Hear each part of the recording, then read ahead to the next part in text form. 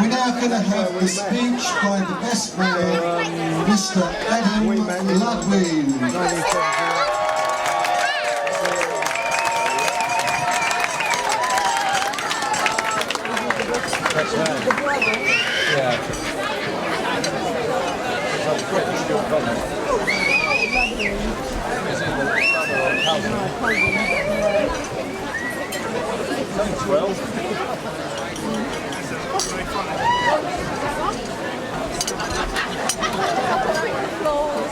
There comes a time in everyone's life when they meet that one true love, their soulmate, the person that knows and loves them for the rest of their lives. That moment came for Mark 26 years ago when I was born. For those of you that don't know me, I'm Adam. Not only am I Mark's better looking cousin, I'm also privileged enough to be one of Mark's best friends, his best man today.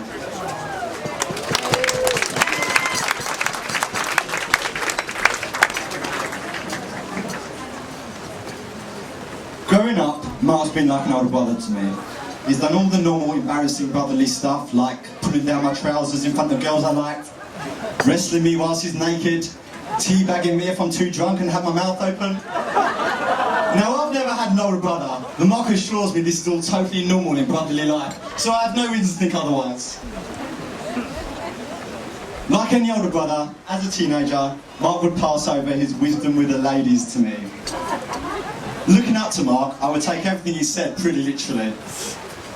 His first rule to me: girls love guys that are spontaneous. Head to Southend and you can't go wrong. Rule number 2: girls love guys that listen to them. No matter what they say, just nod and agree. And most importantly, rule number 3: even though they'll never admit it, every girl secretly likes anal sex.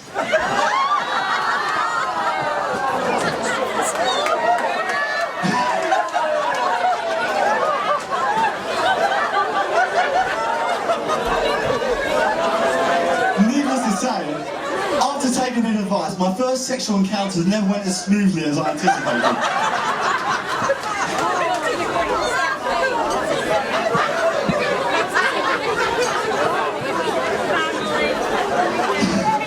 I know what you're thinking, it's ridiculous. Who wants to go to Southend on a date? It's ridiculous.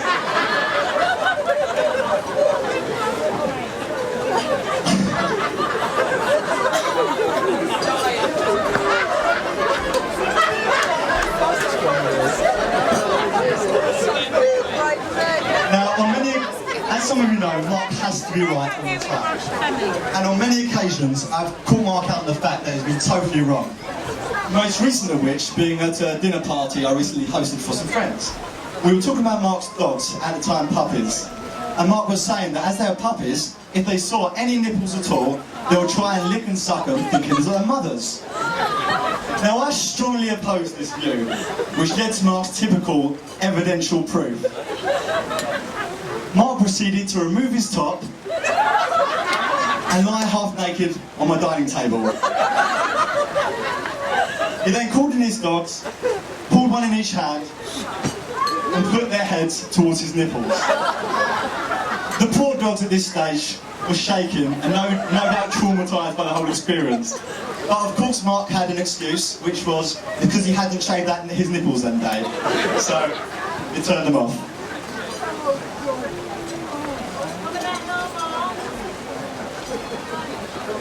One thing I can count on is that Mark is always there when I need him most. Recently I had an accident and split my knee open whilst playing paintball in Coal State. Once my injury was revealed, fortunately Mark boldly stepped up, took one look at the injured knee and threw up everywhere. Thanks for being there, Mark. Now on to Mark's fashion sense. Well, what can I say? Mark dresses like he just walked out of a shop window. Boys Base 1994. His fashion sense is no doubt inspired by the likes of Elton John, a true fashion icon in Mark's eyes. I have to say, I admire Mark's courage when it comes to fashion, but even I had to draw the line when he asked if he should wear a pink glittered wedding suit to the wedding. I thought it would be a great idea and we'll all have a good laugh at his expense. Then he mentioned that the best man and groom have to be matching throughout the wedding ceremony, at which point I politely declined. Now, when Mark first met Kate, he said to her, "You're going to be the girl that I end up marrying." Little did she know, he said that to every other girl in Faces that night as well. She just the only one that actually believed him. But that's not to say Kate didn't tell the odd liar to herself. When Kate first met Mark, she told him she was a chef and she was Jewish.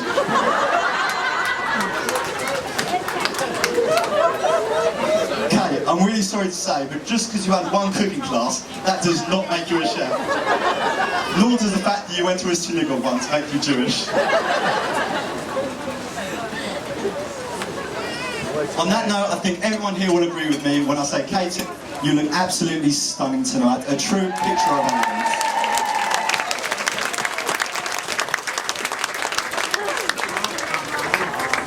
Katie, not only do I speak as a friend, but now also as family, officially. As you know, we're all very family orientated, and it's lovely to see how close you and your family are. I've had the privilege of knowing your parents and your brothers for some time now, and seeing the two families come together with the same family values is a wonderful thing to see.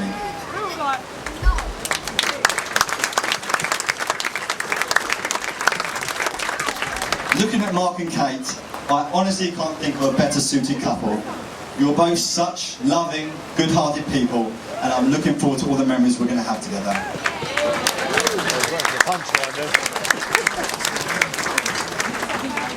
And Mark, I would personally like to thank you for always being there for me, standing by me, and not only being an amazing cousin, but also an amazing friend. Thank you.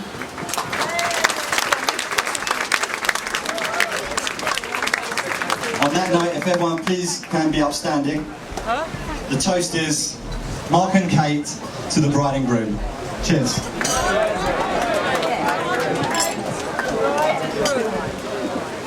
I think it's only fair that I should give Mark his chance to react to my speech.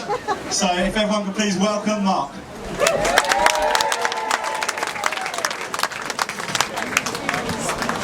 Please be fair.